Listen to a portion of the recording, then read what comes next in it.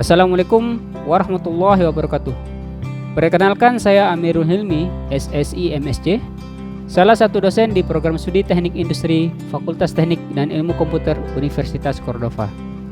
Pada kesempatan kali ini, saya akan menyampaikan PDD UKT-PT bidang pengajaran saya pada mata kuliah Kimia Dasar. Adapun deskripsi singkat mata kuliah Kimia Dasar di Prodi Teknik Industri, yaitu merupakan mata kuliah pendukung dalam memahami konsep sains dalam teknik industri yang akan membahas materi tentang struktur atom, sistem periodik, ikatan kimia, stoikiometri, sifat gas, cair dan padatan, larutan reaksi dengan logam, kesetimbangan kimia dan elektrokimia. Jumlah SKS mata kuliah Kimia Dasar sebanyak 2 SKS yang ditempuh dalam 16 kali pertemuan, di mana 14 kali pertemuan penyampaian materi, pertemuan ke-8 UTS dan pertemuan ke-16 UAS. Capaian pembelajaran lulusan atau CPL yang dibebankan pada mata kuliah Kimia Dasar mencakup aspek sikap, yaitu CPL 13, mampu mengenali kebutuhan dan mengelola pembelajaran diri seumur hidup. CPL 14, mampu melakukan kerjasama dalam sebuah kelompok kerja. Kemudian aspek pengetahuan, yaitu CPL 1, menguasai konsep teoritis sains alam, aplikasi matematika rekayasa, prinsip-prinsip rekayasa atau engineering fundamentals, sains rekayasa, dan perancangan rekayasa yang diperlukan untuk analisis dan perancangan sistem terintegrasi. Yang ketiga, aspek keterampilan umum, yaitu CPL 5, mampu menerapkan konsep matematika, sains dan prinsip rekayasa atau engineering principles untuk menyelesaikan masalah rekayasa kompleks pada sistem terintegrasi meliputi manusia, material, peralatan, energi, dan informasi. Adapun capaian pembelajaran mata kuliah atau CPMK dalam mata kuliah Kimia Dasar yaitu 1. Mampu memahami teori dasar pada ilmu kimia yang berkaitan dengan bidang proses industri. 2. Mampu memahami jenis-jenis ikatan pada proses reaksi kimia. 3. Mampu berpikir sistematis dan ilmiah terhadap beberapa proses reaksi kimia dalam proses industri serta melakukan perhitungan kimia. Mampu mengidentifikasi karakteristik larutan dalam proses industri serta mampu memahami sifat gas, cairan dan padatan pada industri kimia. 4. Mampu memahami konsep kesetimbangan pada reaksi kimia. 5. Mampu memahami prinsip elektrokimia dan mampu mengidentifikasi produk-produk yang dihasilkan pada proses elektrokimia. Sedangkan sub CPMK-nya yaitu 1. Mahasiswa mampu mengetahui cakupan kuliah Kimia Dasar dan memahami tentang atom dan sistem periodik. 2. Mahasiswa mampu memahami tentang molekul, ion, dan sistem periodik. 3. Mahasiswa mampu memahami konsep stoikiometri. 4.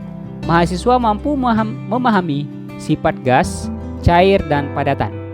5. Mahasiswa mampu memahami konsep kesetimbangan kimia. 6. Mahasiswa mampu memahami prinsip elektrokimia. Metode pembelajaran yang digunakan yaitu metode blended learning. Proses pembelajaran yang dilakukan yaitu secara sinkronus dan asinkronus, di mana proses sinkronus yaitu berupa tatap muka, baik secara langsung di kelas ataupun melalui Zoom. Sedangkan proses asinkronus melalui LMS yang digunakan di Universitas Cordova yaitu Siakat dan Edling. Bobot penilaian dari mata kuliah Kimia Dasar yaitu 10% kehadiran, 25% kuis dan tugas, 30% UTS dan 35% UAS. Kegiatan pembelajaran yang saya lakukan dapat dilihat pada micro teaching di akhir video. Kegiatan micro teaching dilakukan pada pertemuan kedua, yaitu membahas tentang unsur, molekul, ion, dan tabel periodik unsur. CPMK yang akan dicapai yaitu CPMK 2. Mahasiswa mampu memahami jenis-jenis ikatan pada proses reaksi kimia. Dengan sub CPMK, mahasiswa mampu memahami tentang molekul, ion, dan sistem periodik. Tahapan kegiatan pembelajaran dibagi menjadi 3 tahap, yaitu pembukaan, penyampaian materi, dan penutup. Pada tahap pembukaan, dimulai dengan salam pembuka, Kemudian, penyampaian capaian pembelajaran dan mereview materi yang sudah dipelajari sebelumnya. Tahapan selanjutnya yaitu penyampaian materi yang diselingi dengan diskusi atau tanya jawab. Pada tahapan penutup dilakukan kegiatan menyimpulkan apa yang sudah dipelajari, menyampaikan apa yang akan dipelajari pada pertemuan berikutnya, dan salam penutup. Nah, untuk melihat kegiatan pembelajaran selengkapnya dapat dilihat pada video micro teaching berikut. Bismillahirrahmanirrahim. Assalamualaikum warahmatullahi wabarakatuh. Waalaikumsalam warahmatullahi wabarakatuh. Jadi pada kuliah kali ini kita akan membahas tentang molekul, ion, dan sistem periodik unsur. Namun sebelum kita mulai, mari kita berdoa. Berdoa mulai. Oke ya. Berdoa selesai. Oke. Nah, seperti sebelum-sebelumnya, jadi aturan pada perkuliahan kita kali ini karena kita menggunakan online Zoom.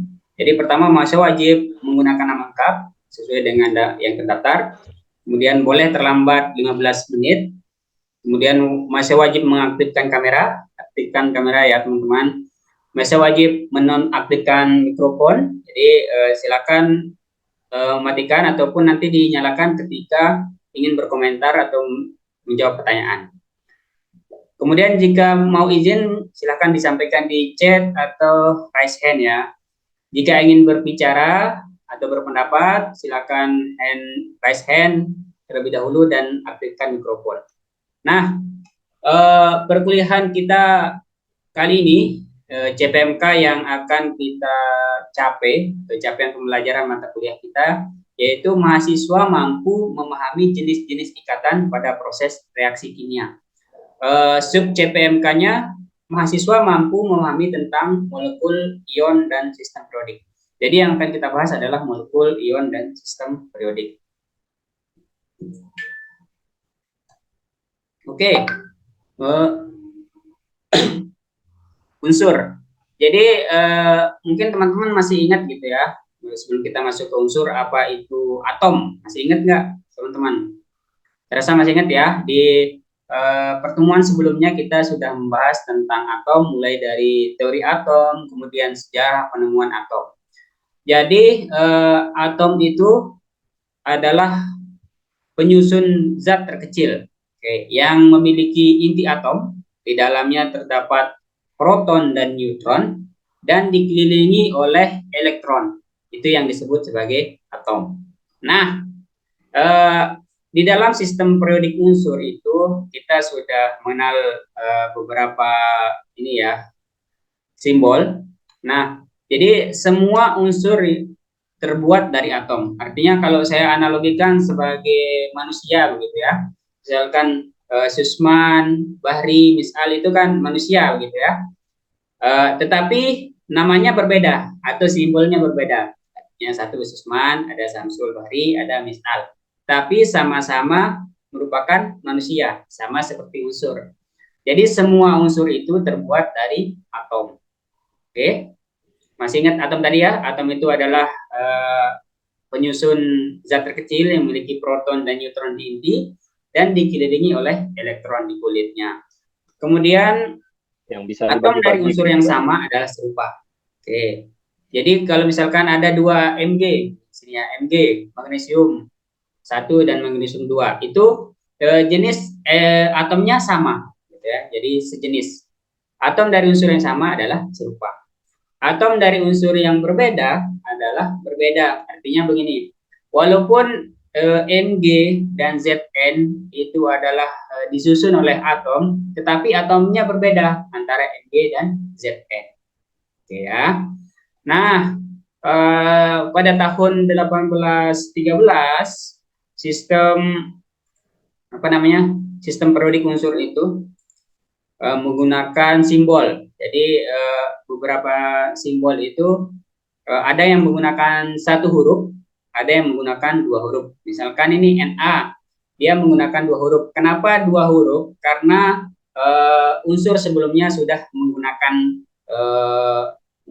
simbol N, nitrogen. Nitrogen itu N ya. Jadi untuk membedakan antara nitrogen dan natrium, maka simbolnya dibedakan. Jadi di natrium itu ditambahkan satu satu huruf ya, A kecil. Jadi huruf depannya itu huruf besar, belakangnya huruf kecil, Na. Oke, paham ya? Lanjut. Nah, ini adalah sistem periodik unsur yang modern. Jadi kalau kita lihat tabel periodik, ini disebut sebagai tabel periodik ya. Jadi penggolongan unsur ini ada golongan 1A, golongan 2A, 3A, 4A, 5A itu didasarkan dengan kemiripan sifat. Jadi unsur-unsur yang ada di golongan 1A atau logam alkali ini adalah memiliki sifat yang sama atau mirip gitu ya. Begitupun dengan unsur yang ada di golongan 3A, dia memiliki kemiripan sifat. Makanya digolongkan dalam satu golongan. Itu dari atas ke bawah disebut sebagai golongan, dari kiri ke kanan disebut sebagai periodik. Jadi periodik itu menggambarkan jumlah kulit atau jumlah lintasan elektron ya yang ada di setiap unsur ya. Next.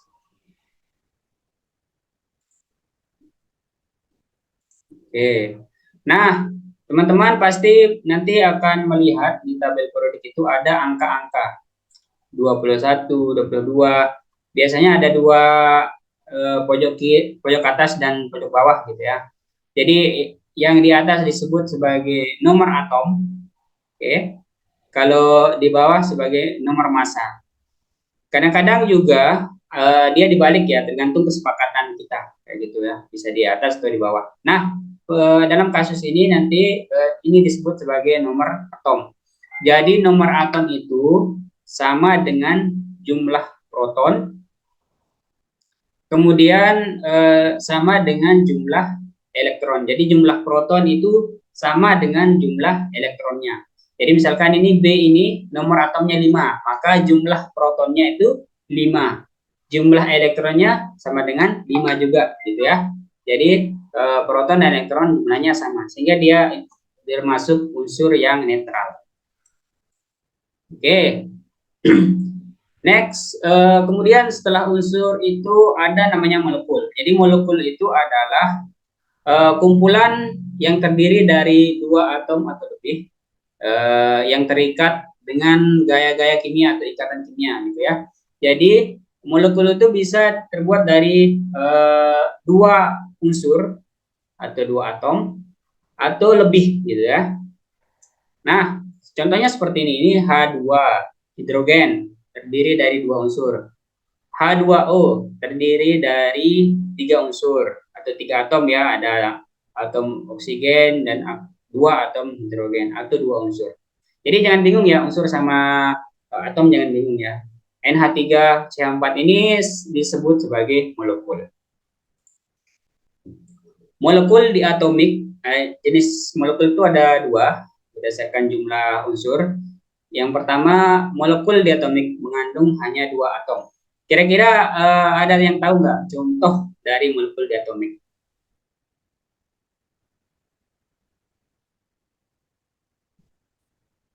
Ada yang tahu teman-teman?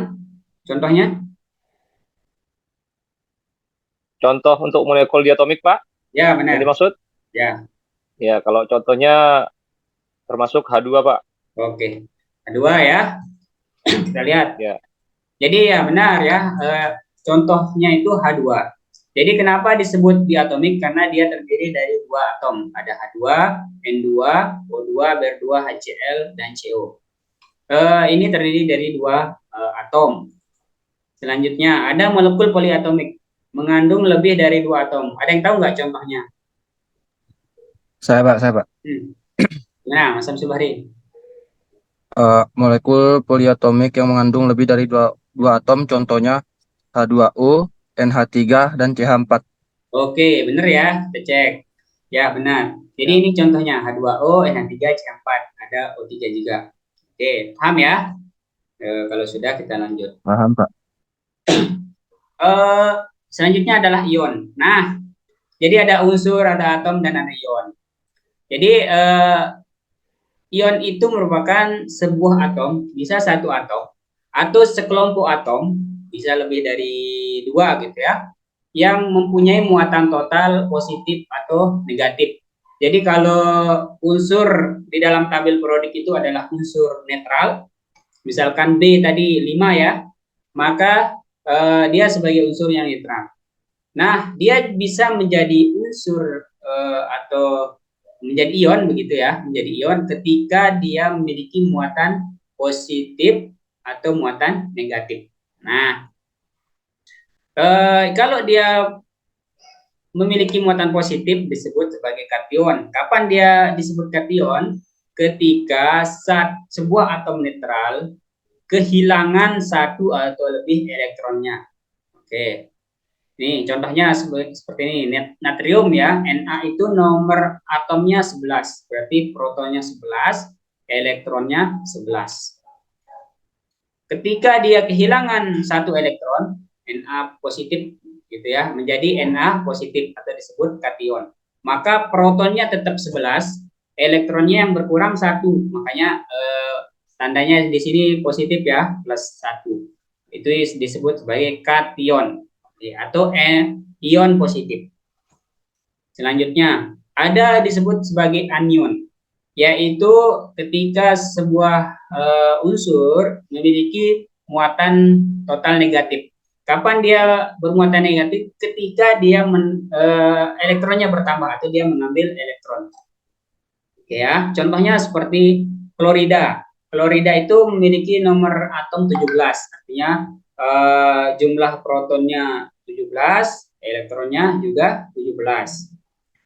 Kapan dia menjadi anion? Ketika dia mengambil satu elektron atau lebih gitu ya. Dalam hal ini dia mengambil satu, maka simbolnya menjadi Cl- atau disebut sebagai anion. Nah, elektronnya bertambah satu menjadi 18. Oke. Kemudian jenis ion berdasarkan jumlah unsur pembentuknya.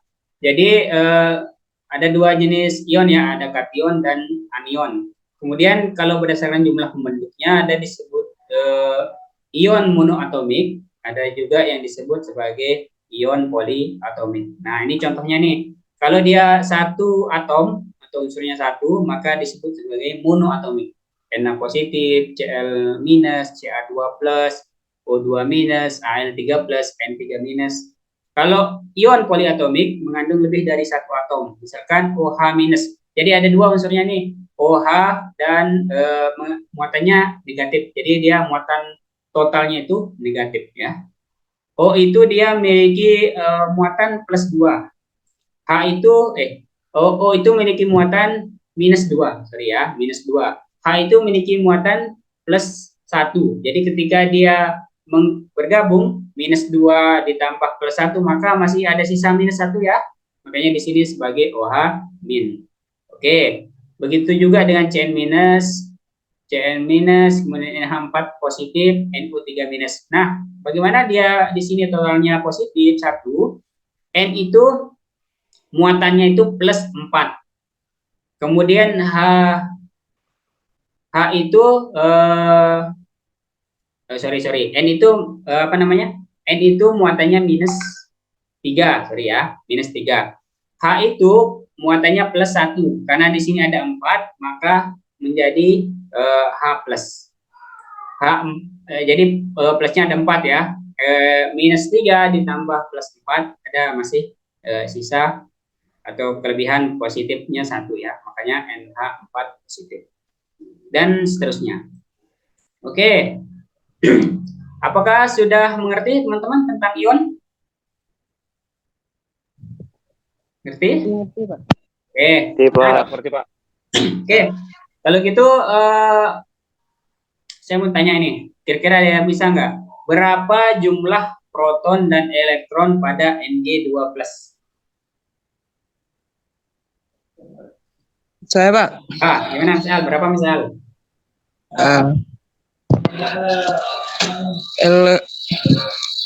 Bentar.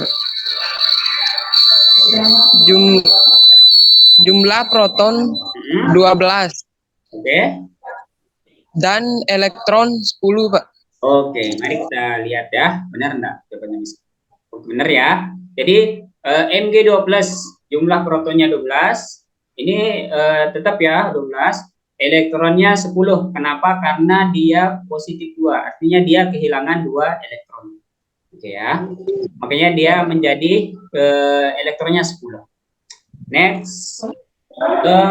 Kalau jumlah proton dan elektron pada Cl- ada yang bisa nggak? Untuk Cl minus, Pak, Benar. kalau jumlah proton dan elektron pada Cl minus itu, untuk protonnya itu 17, Pak. Sedangkan untuk Terus? elektronnya 18. Oke, kita cek ya. Oh, benar ya. Jadi 17, protonnya 17 karena dia tidak kehilangan proton. Protonnya tetap ada di inti atom. Kemudian elektronnya 18, kita bisa cek minus. Kenapa dia minus? Karena dia mengambil elektron ya. Berarti elektronnya pertama 1, minus 1. Makanya totalnya jadi 18. Oke, seperti ini ya. Ini protonnya tetap 17, elektronnya bertambah 1 karena dia mengambil ya. Sampai sini sudah mengerti ya teman-teman ya? Paham, Pak. Oh, paham. Alhamdulillah ya kalau sudah paham. Jadi saya rasa teman-teman sudah ini ya, teman-teman sudah paham apa yang sudah kita bahas sebelumnya, yaitu tentang unsur, molekul, dan ion. Jadi yang bisa kita simpulkan dari perkuliahan kali ini adalah kita bisa membedakan mana itu atom, mana itu unsur, mana itu molekul, dan mana itu ion. Jadi dia ini kelihatan kalau kita lihat, kalau kita tidak jeli gitu ya, unsur misalkan ada Cl, kalau kita tidak jeli maka kita bisa tidak tahu mana, tidak bisa membedakan. Misalkan Cl kita tidak jeli nih, dia ada minusnya gitu ya. Ternyata dia adalah ion gitu ya, bukan unsur yang netral. Jadi pertama yang bisa kita simpulkan, unsur itu terdiri dari atom, dan setiap unsur unsur yang sama itu atomnya sama, unsur yang berbeda atomnya berbeda. Kemudian ketika ada dua unsur atau dua atom bergabung, dua atau lebih gitu ya, bergabung menjadi satu, maka disebut sebagai molekul. Oke ya. Molekul. Benar. Kemudian ketika unsur netral kehilangan elektron atau mengambil elektron, maka dia disebut sebagai ion. Sehingga total muatannya itu bisa positif atau negatif. Nah, itu yang bisa kita simpulkan dari perkuliahan pada kesempatan kali ini. Untuk perkuliahan berikutnya, nanti akan kita bahas materi tentang konsep mol. Gitu ya. Jadi teman-teman silakan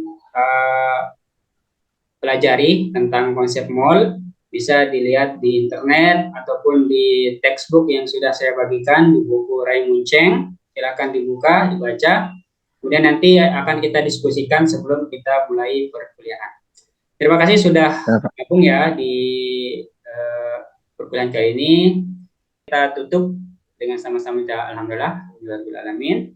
Alhamdulillah. Assalamualaikum warahmatullahi wabarakatuh. Waalaikumsalam. Waalaikumsalam warahmatullahi wabarakatuh.